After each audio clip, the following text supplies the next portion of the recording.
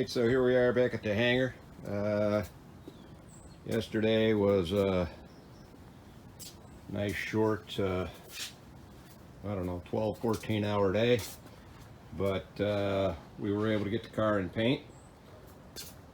And since my buddy wanted stripes, we had to lay all the graphics out for the stripes, and then we tape covered the whole car between the blue and the black before we could apply the clear.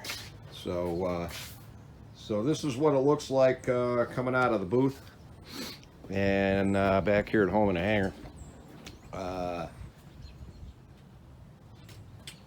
From here we're going to start the water sanding, cutting and buffing process, and I'll be taking you through that process, which is approximately, I don't know, 9 steps, maybe something like that.